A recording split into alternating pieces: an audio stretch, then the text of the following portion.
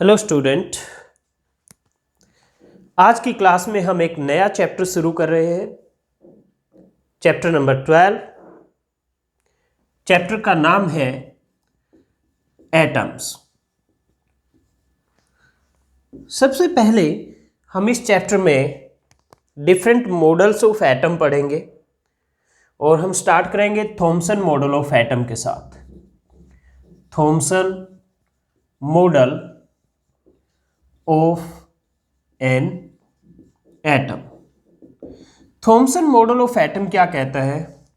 ये कहता है कि एटम एक स्फीयर की तरह है जिसमें पॉजिटिव चार्ज है, यानी ये जो ब्लैंक स्पेस है स्फीयर के अंदर ये सब पॉजिटिव चार्ज है और इस पॉजिटिव चार्ज में कहीं कहीं इलेक्ट्रॉन्स हैं। ये नेगेटिव चार्ज इलेक्ट्रॉन्स को रिप्रेजेंट कर रहे हैं, कहीं कहीं इलेक्ट्रॉन्स हैं और ये इलेक्ट्रॉन का जो चार्ज का अमाउंट है वो इतना ही है जितना कि पॉजिटिव चार्ज है।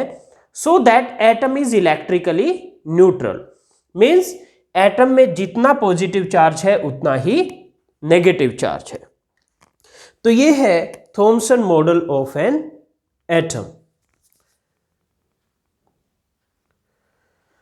ओके, अब हम इसको डिफाइन करेंगे। According to this model,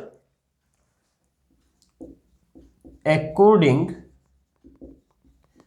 to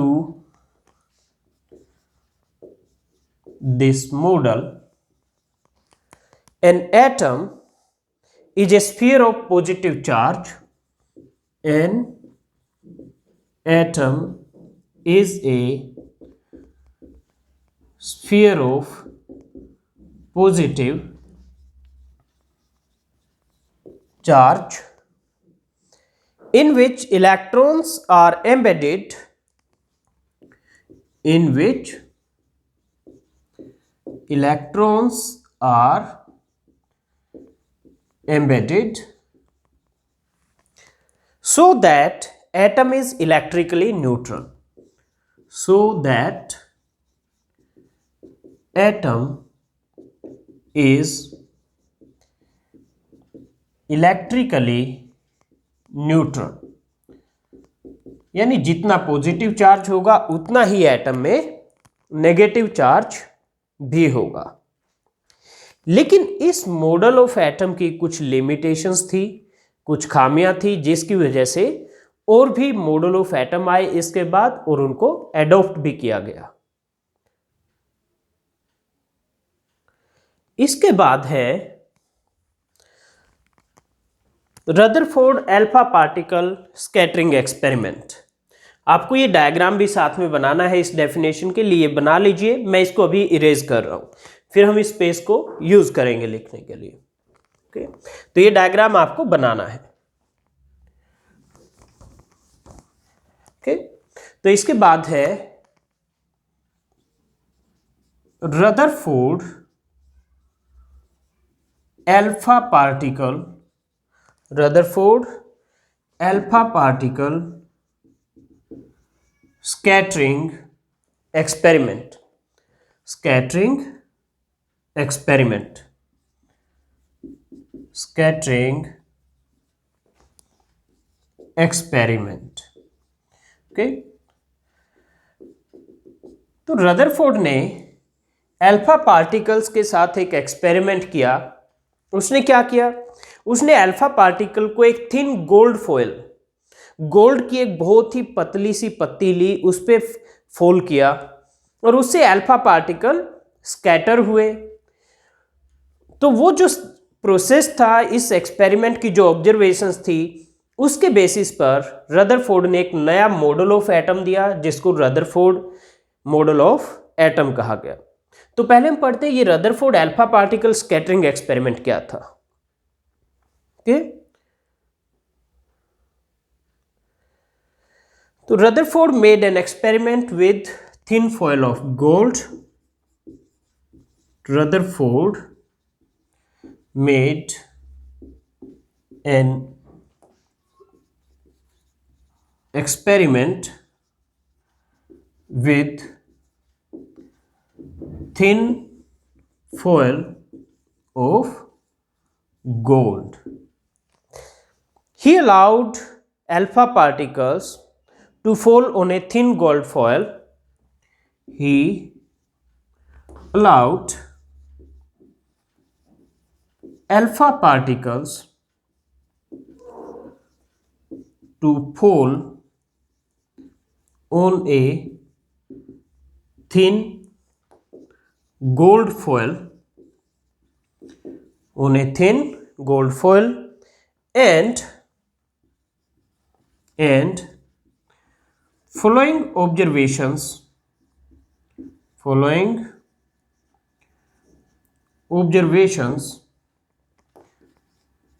were made. और कुछ ऑब्जर्वेशंस थी। पहले हम इसके एक्सपेरिमेंटल अरेंजमेंट की बात करते हैं कि एक्सपेरिमेंटल अरेंजमेंट क्या था इस एक्सपेरिमेंट का। हम यहाँ पर डायग्राम बनाएंगे। तो ये एक सबसे पहले लेड ब्लॉक था इस तरह से, और यहाँ पे एक सोर्स था जो अल्फा पार्टिकल एमिट करता है। ये सोर्स ऑफ अल्फा पार्टिकल है, और ये जो है ये लेड ब्लॉक है कि लेड अल्फा पार्टिकल को एब्जॉर्ब करता है। ओके, तो ये सोर्स अल्फा पार्टिकल अगर इन डायरेक्शंस में एब्जॉर्ब करेगा तो लेड उन अल्फा पार्टिकल को एब्जॉर्ब कर लेगा, लेकिन ये जो ओपनिंग है अगर इसमें से कोई भी अल्फा पार्टिकल जाएगा तो वो पास कर जाएगा। फिर क्या होगा, हो सकता है कुछ अलग अलग एंगल पे इधर भी जाए, कुछ इधर भी जाए। तो यहां पर एक बीम कोलिमेटर लगा दिया गया, जिसमें से कि अगर इधर या इधर कोई भी अल्फा पार्टिकल आते हैं वो ब्लॉक हो जाएंगे। सिर्फ ये जो एक फाइन होल है, यानी ये एक स्लिट है, इस स्लिट में से ही सिर्फ अल्फा पार्टिकल जा सकते हैं, और यहां पर फिर वो अल्फा पार्टिकल एक गोल्ड फॉयल पर फॉल करते हैं। ये है गोल्ड फॉयल। ओके, तो ये क्या है, ये है beam of alpha particle. Okay, ये क्या है, ये है बीम कोलिमेटर। ये अल्फा पार्टिकल को सिर्फ इस स्लिट में से पास करने देता है, बाकी अगर इधर या उधर कोई भी डिफ्लेक्ट होके आता है तो उनको ब्लॉक कर देगा। सो दैट बीम कोलिमेटर के बाद आपको एक फाइन बीम मिले अल्फा पार्टिकल की। ओके, उसके बाद क्या होता है गोल्ड फॉयल से, तो कुछ तो अल्फा पार्टिकल डायरेक्टली पास कर जाते हैं, कुछ थोड़ा बहुत डिफ्लेक्ट हो जाते हैं, और बहुत रेयर पार्टिकल होते हैं जो लार्ज एंगल से इस तरह से डिफ्लेक्ट होते हैं। ठीक, मोस्टली डायरेक्टली पास कर जाएंगे या स्मॉल एंगल से डेविएशन होगा उनका, लेकिन बहुत कम पार्टिकल, रेयर पार्टिकल होंगे जिनका इस तरह से लार्ज एंगल से डिफ्लेक्शन होगा। ये था observation of Rutherford alpha particle scattering experiment. ये क्या है, ये है source of alpha particle, source of alpha particle. तो अब हम इसकी ऑब्जर्वेशंस लिखते हैं। ओके, तो ऑब्जर्वेशंस में क्या था, number 1, most of the alpha particle passed through the gold foil undeviated, or they were deviated through very small angles. Okay, so first observation, most of the alpha particles passed through the gold foil, passed through the gold foil undeviated means वो deflect नहीं हुए अपने path से, और suffered only a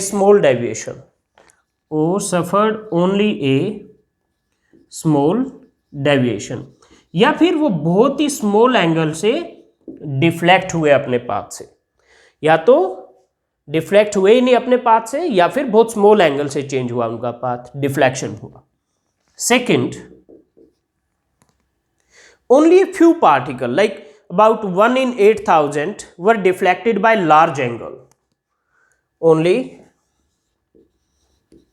a few particles, only a few particles, like about 1 in 8,000 were deflected by large angle.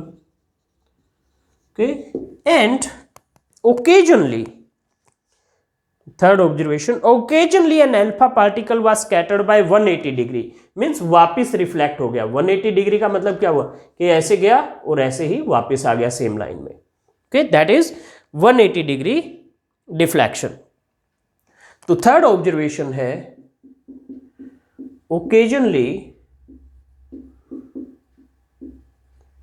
occasionally an alpha particle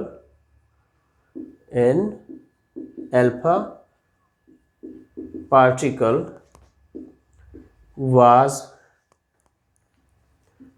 deflected by 180 degree.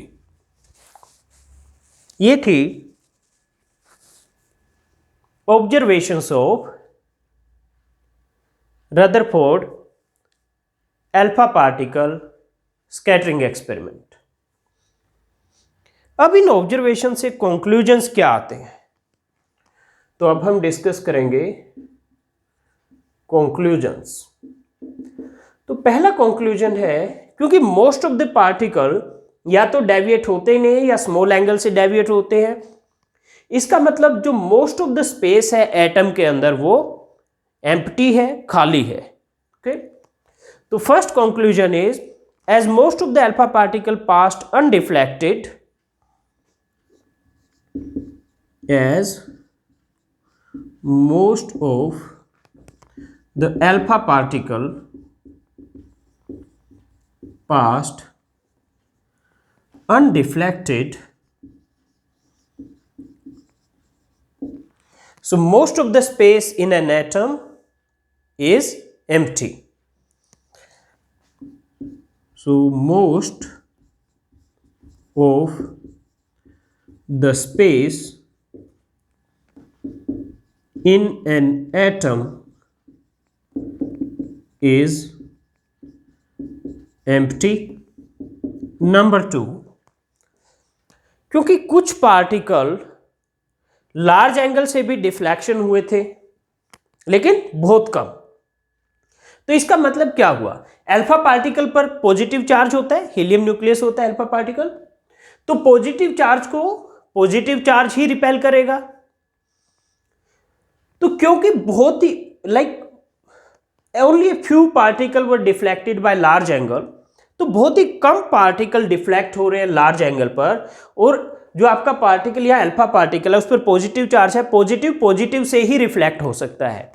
Okay, तो इसका मतलब जो पॉजिटिव चार्ज है एटम में वो बहुत ही स्मॉल एरिया में concentrated है, और जो मास भी होगा एटम का वो भी एक बहुत स्मॉल एरिया में कंसंट्रेटेड होगा।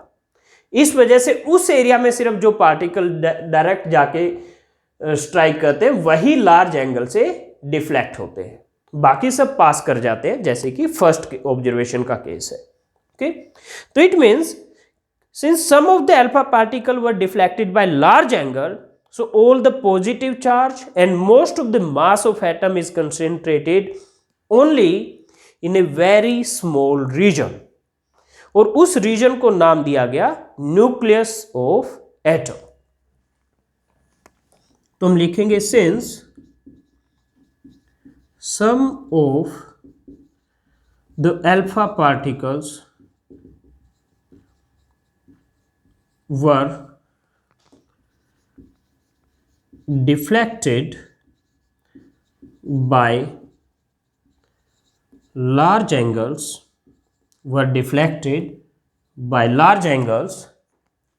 so all the positive charge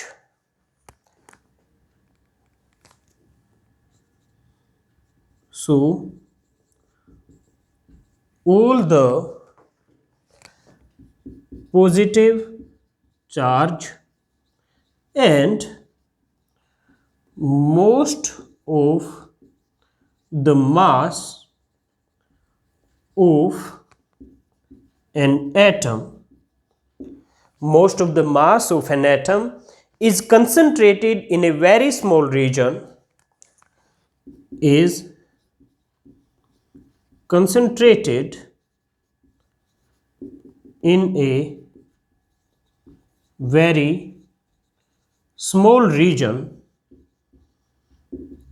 called nucleus of an atom। तो ये जो रीजन है जहाँ पर सारा पॉजिटिव चार्ज है और मोस्ट ऑफ द मास भी एटम का कंसंट्रेटेड है, उस रीजन को नाम दिया गया न्यूक्लियस। ओके, एंड इससे एक और कंक्लूजन आपका आता है number 3, nucleus is surrounded by cloud of electrons so that atom is electrically neutral।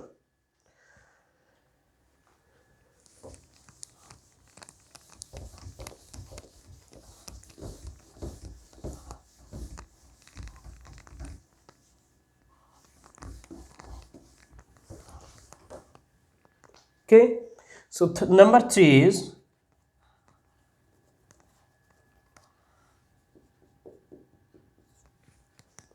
nucleus is surrounded by cloud of electrons. Nucleus is surrounded by cloud of electrons so that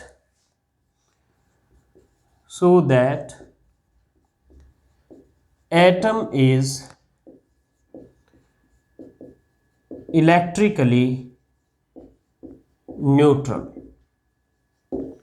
तो ये थी observations of alpha particle experiment and conclusion of alpha particle experiment. तो ये Rutherford alpha particle scattering experiment, ये topic आपका complete हो गया।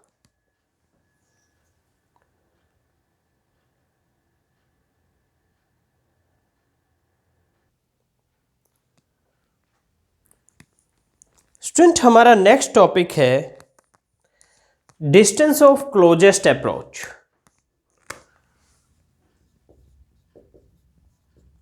Distance of closest approach. Distance of closest approach. मान लीजिए ये एक आपके पास एटम है, यहां पर इसका न्यूक्लियस होगा, न्यूक्लियस पर पॉजिटिव चार्ज होता है कि ये सेंट्रल लाइन में यहां से ड्रॉ कर देता हूं एक, और इसके सामने ठीक बिल्कुल इसके सेंटर की तरफ एक अल्फा पार्टिकल आ रहा है जिसका मास m है और स्पीड v है। क्योंकि न्यूक्लियस पे भी पॉजिटिव चार्ज है और अल्फा पार्टिकल पर भी पॉजिटिव चार्ज है, तो ये न्यूक्लियस अल्फा पार्टिकल को रिपेल करेगा तो धीरे धीरे इसकी स्पीड कम होती जाएगी और फाइनली एक पॉइंट आएगा जहां जीरो हो जाएगी स्पीड। यहां मान लीजिए पॉइंट P है, यहां स्पीड जीरो हो जाएगी और उसके बाद ये वापस डिफ्लेक्ट हो जाएगा इसके रिपल्शन की वजह से, न्यूक्लियस के रिपल्शन की वजह से। ओके, तो ये जो डिस्टेंस है, मैं इसको R0 लिख देता हूं, इसको कहते हैं distance of closest approach. Distance of closest approach.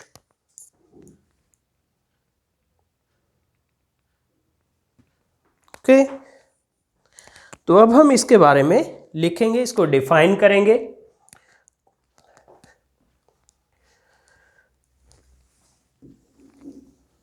Okay, जब पार्टिकल स्टार्ट करता है, मास m है, वेलोसिटी v है, तो यहां पर उसकी जो एनर्जी होगी वो काइनेटिक एनर्जी की फॉर्म में होगी 1/2 mv²। और जब यहां पहुंच गया तो वेलोसिटी तो जीरो होगी, तो ये काइनेटिक एनर्जी कहां जाएगी, ये पोटेंशियल एनर्जी में कन्वर्ट हो जाएगी। जब v जीरो होगा यानी पॉइंट P पर काइनेटिक एनर्जी पोटेंशियल एनर्जी में कन्वर्ट हो चुकी होगी। ओके, तो ये तो था आपका कॉन्सेप्ट कि डिस्टेंस ऑफ क्लोजेस्ट अप्रोच है क्या। अब हम इसको डिफाइन करते हैं, डेफिनेशन लिखते हैं। तो it is the minimum distance,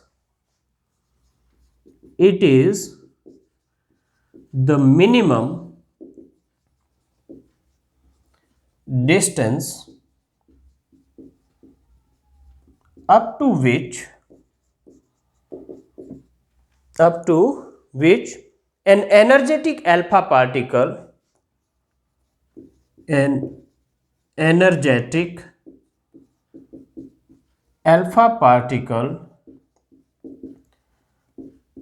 traveling in the direction of nucleus or traveling directly towards the nucleus, traveling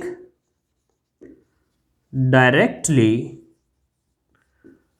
towards the nucleus,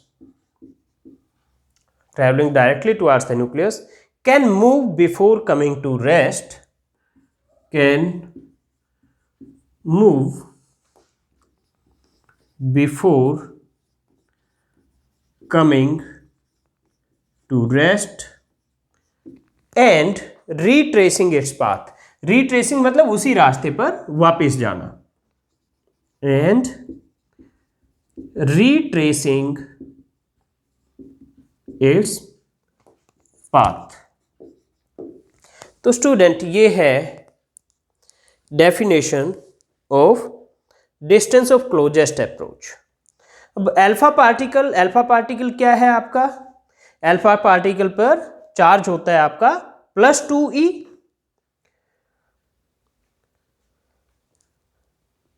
तो जो काइनेटिक एनर्जी है अल्फा पार्टिकल की, kinetic energy of alpha particle E, ये है 1/2mv²। शुरू में यहां पर ये काइनेटिक एनर्जी है, लेकिन पॉइंट P पर जहां V की वैल्यू 0 हो गई, काइनेटिक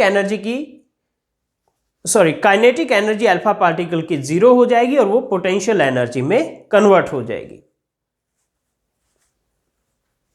ओके, इसमें m क्या है? Mass of alpha particle, v है स्पीड ऑफ अल्फा पार्टिकल।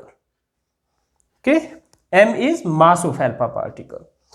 तो at point P, kinetic energy of alpha particle will be converted into electrical potential energy. All kinetic energy of alpha particle will get converted into electrical potential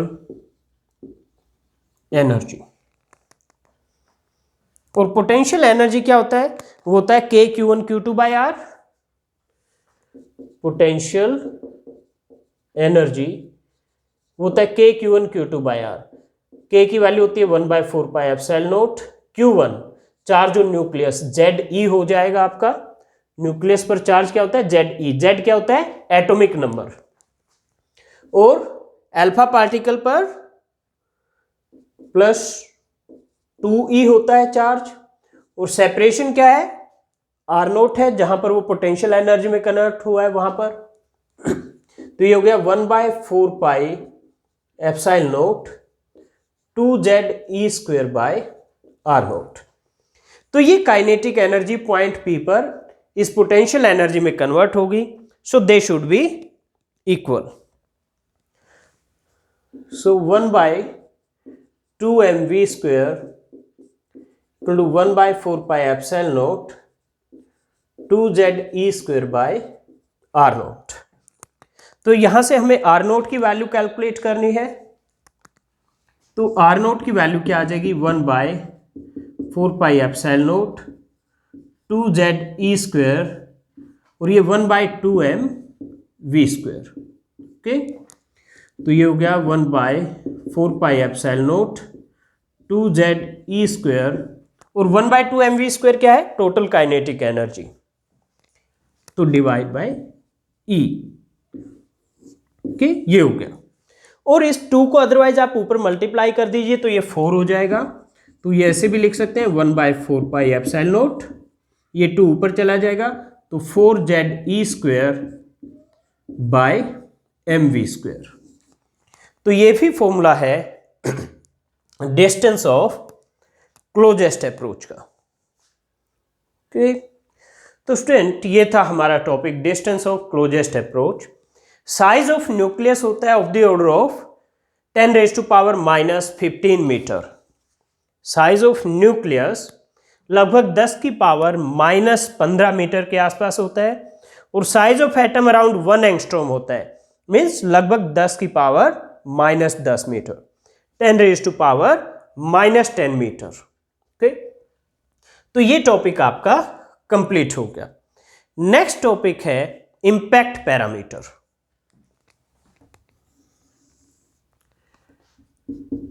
impact parameter, impact parameter ये क्या है? चलिए देखते हैं।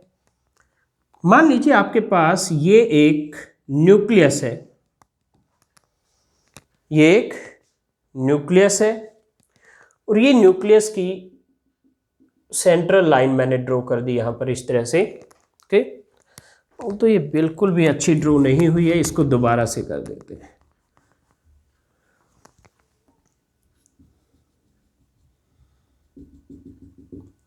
कि ये एक nucleus है, ये इसकी सेंट्रल लाइन हमने ड्रॉ कर दी, और इस लाइन से यानी इन दोनों के बीच सेपरेशन b है।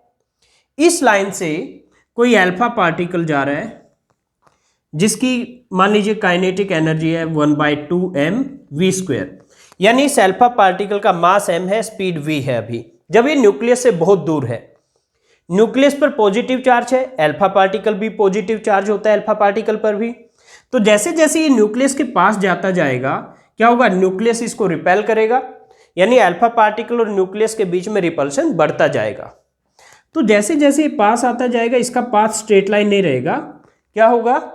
ये अपने पाथ से डिफ्लेक्ट हो जाएगा, और ये सीधा जाने की बजाय कुछ इस तरह से चला जाएगा। ओके, तो इस लाइन को अगर मैं यहाँ ड्रॉ करता हूँ सीधा, तो ये एंगल थीटा बनता है, ये एंगल थीटा बनता है। ओके, जबकि यहाँ पर जैसे ये पॉइंट है, अभी ये बहुत दूर है अल्फा पार्टिकल न्यूक्लियस से, यानी कोई रिपल्सिव फोर्स नहीं लग रहा है। ओके, तो ये जब दूर है, जब इसका कोई फोर्स ही नहीं लग रहा है, तो ये जो डिस्टेंस है इन दोनों लाइंस के बीच में b, इसको कहते हैं इंपैक्ट पैरामीटर। इंपैक्ट पैरामीटर, तो चलिए हम डिफाइन करते हैं इंपैक्ट पैरामीटर को इससे। The perpendicular distance of the velocity vector of alpha particle, alpha particle की velocity इस लाइन के along है, ऊपर वाली लाइन के along। तो the perpendicular distance of velocity vector of alpha particle, the perpendicular distance of velocity vector of alpha particle from the center of nucleus, from the center of nucleus when it is far away from the nucleus, when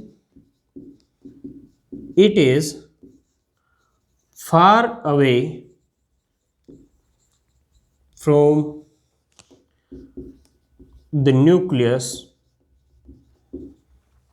is called impact parameter, or is known as impact parameter, is known as impact parameter, impact parameter. तो ये है definition impact parameter की। Okay, अभी हम इसका formula लिखेंगे।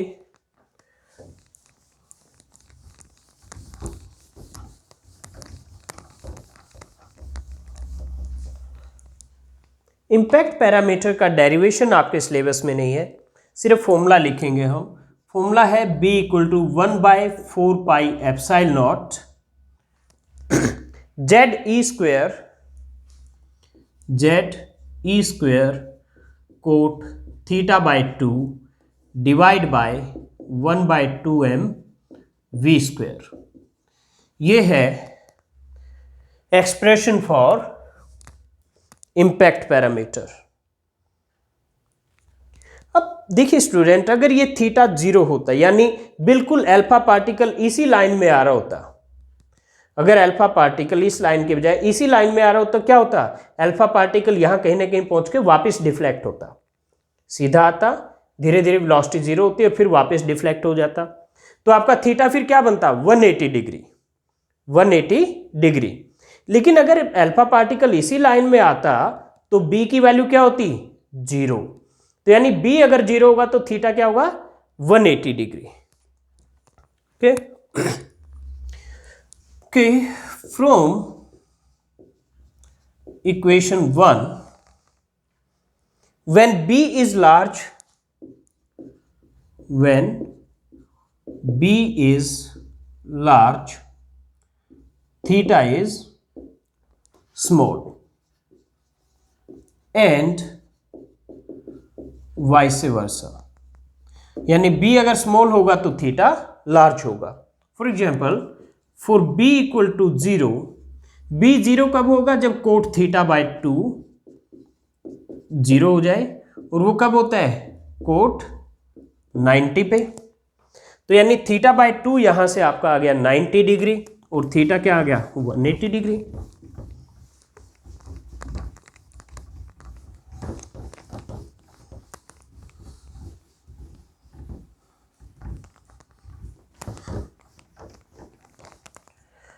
Student, तो यहां से थीटा बाई 2 आ गया 90 डिग्री और थीटा आ गया आपका 180 डिग्री। और हमने यही एक्सपेक्ट किया था कि अगर b 0 हो जाए यानी अल्फा पार्टिकल इस लाइन में जाता है तो वापस डिफ्लेक्ट होगा यानी थीटा 180 डिग्री होगा, और वही आपका रिजल्ट आ भी रहा है इस एक्सप्रेशन से। तो स्टूडेंट, ये था आपका टॉपिक इम्पैक्ट पैरामीटर। ये टॉपिक आपका कंप्लीट हो गया।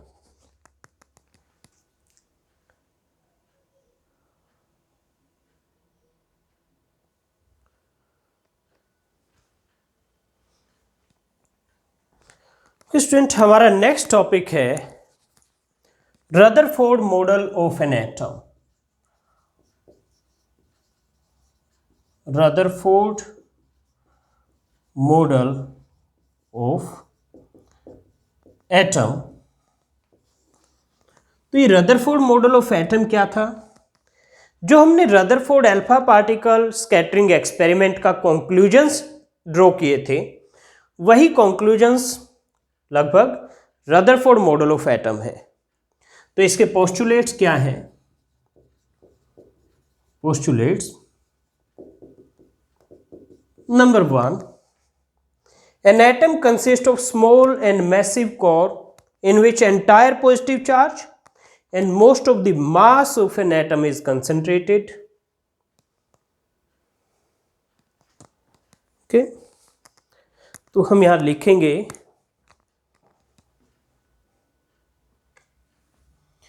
an atom consists of a small and massive core,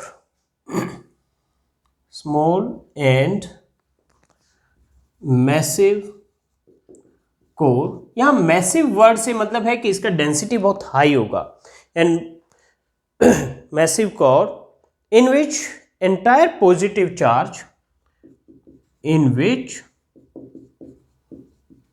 entire positive charge and most of the mass of an atom and most of the mass of an atom is concentrated, and this is called nucleus of atom.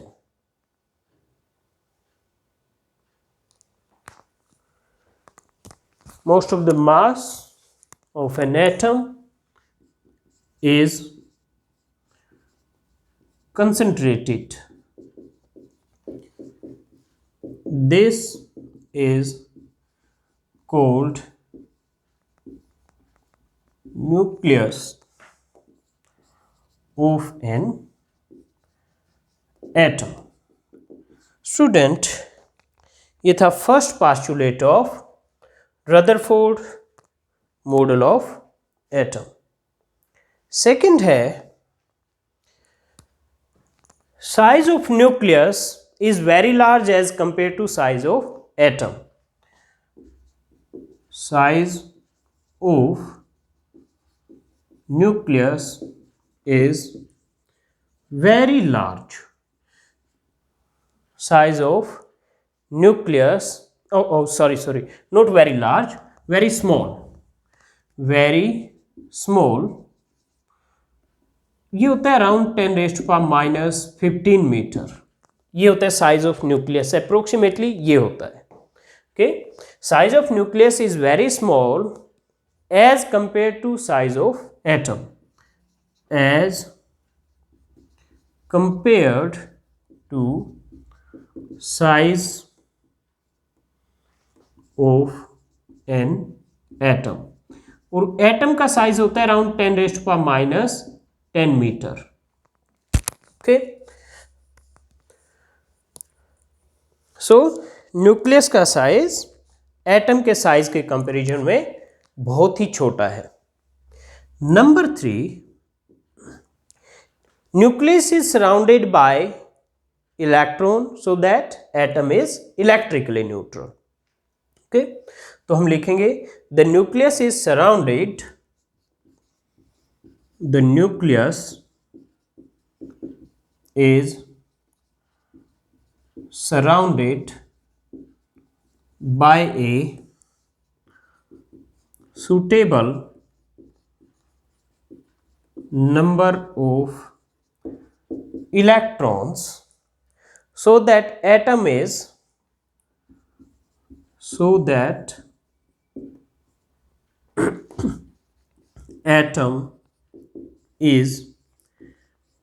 electrically neutral. यानी जितना positive charge atom में उतना ही negative charge भी होगा. और next postulate है electrons revolve around the nucleus in various orbits just like planets revolve around the sun. Okay, so number 4 is electrons revolve around the nucleus, electrons revolve around the nucleus in various orbits just as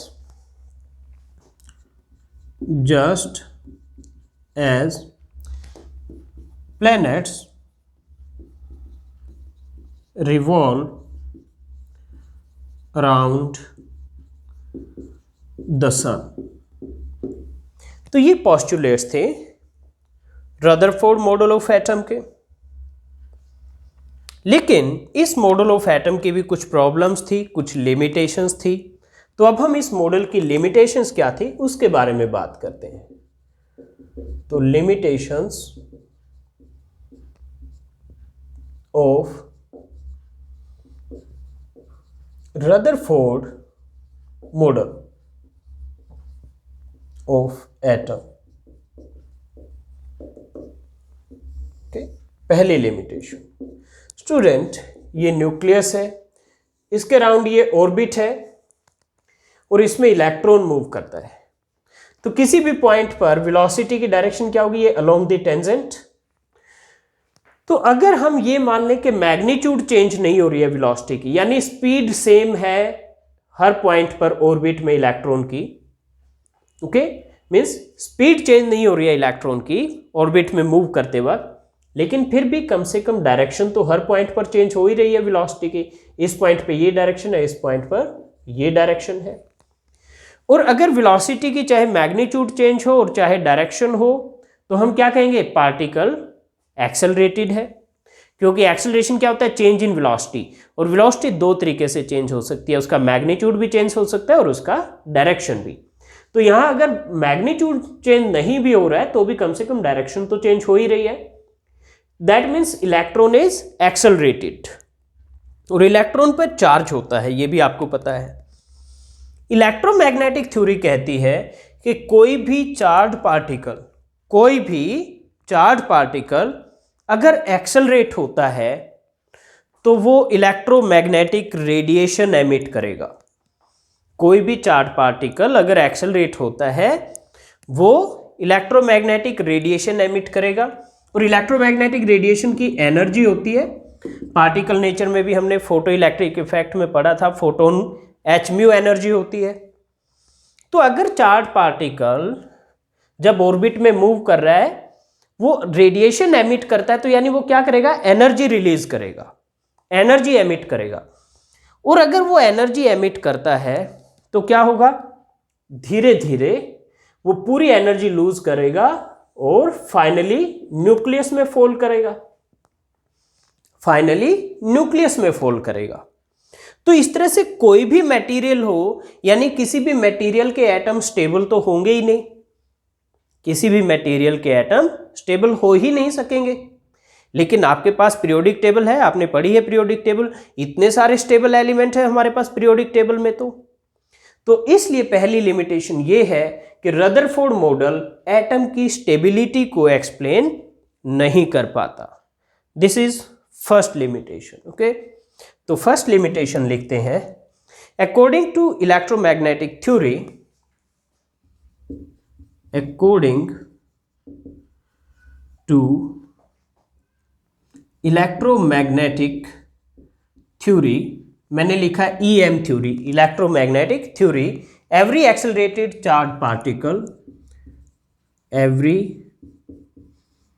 accelerated charged particle, every accelerated charged particle must emit electromagnetic radiation, must emit electromagnetic, मैं electromagnetic को EM लिखूंगा, आप अपने exam में मैं पूरा electromagnetic पूरी spelling लिख सकते हैं। Okay, electromagnetic radiation must emit electromagnetic radiation, इसका मतलब क्या हुआ? Energy, that is energy. तो दैट मीन्स इलेक्ट्रॉन जब ऑर्बिट में मूव करेगा तो वो एनर्जी रिलीज करेगा। ओके, तो यहां पे हम लिखेंगे सो electron must emit energy because its velocity is changing at least in direction, because its velocity is changing at least in direction, कम से कम वेलोसिटी की डायरेक्शन तो चेंज हो ही रही है हर पॉइंट पे, यहां पर ये है, यहां पर ये है। अगर v की वैल्यू चेंज ना भी हो, तो मैग्नीट्यूड अगर वेलोसिटी का चेंज ना भी हो, तो कम से कम डायरेक्शन तो चेंज हो ही रही है। और डायरेक्शन चेंज का मतलब एक्सेलरेशन, और एक्सेलरेशन का मतलब electron must emit energy. Okay, so electrons should continuously lose energy and move in orbits of decreasing radius. और इस तरह से इनके ऑर्बिट की धीरे धीरे रेडियस डिक्रीज होकर फाइनली न्यूक्लियस में फॉल करने चाहिए. Okay, so electrons should continuously move or continuously lose. So electrons should continuously lose energy,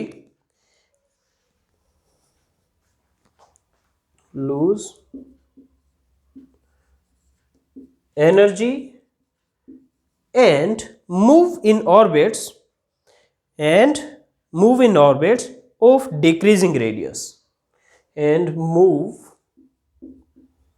in orbits of decreasing radius, and finally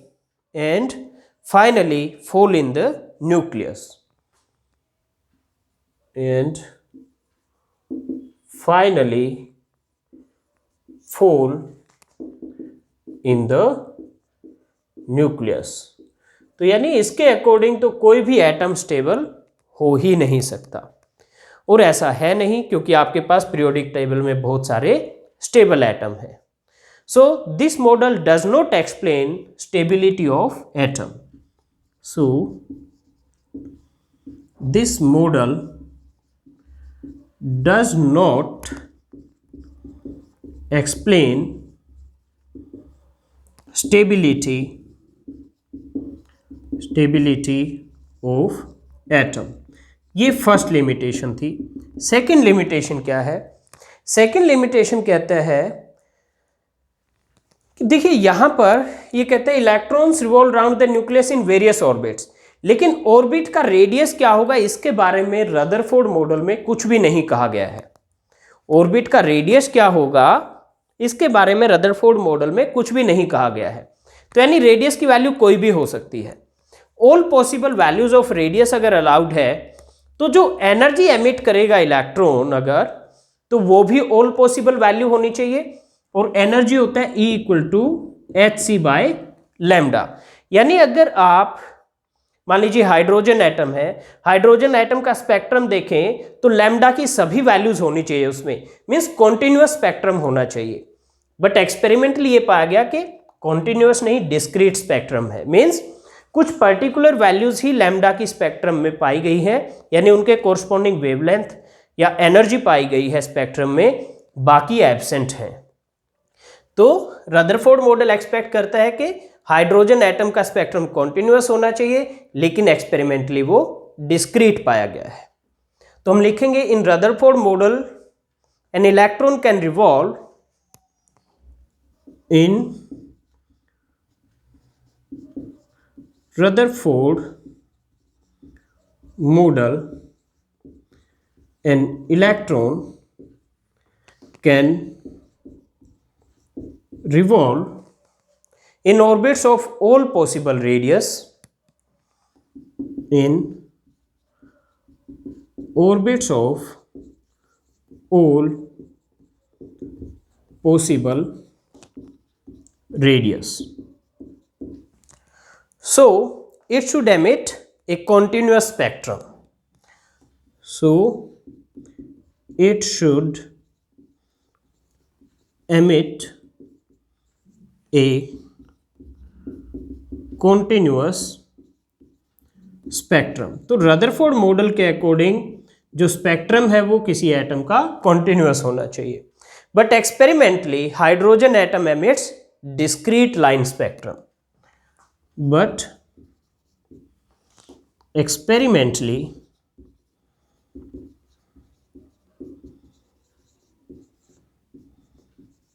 hydrogen atom emits discrete line spectrum.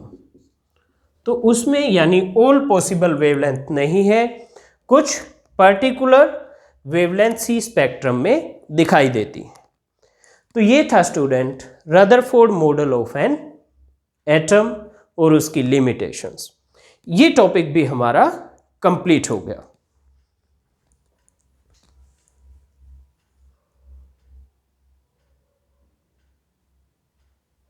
Okay, आज की class हम यहीं पर and करते हैं। Next class में मिलते हैं आपसे नेक्स्ट टॉपिक के साथ।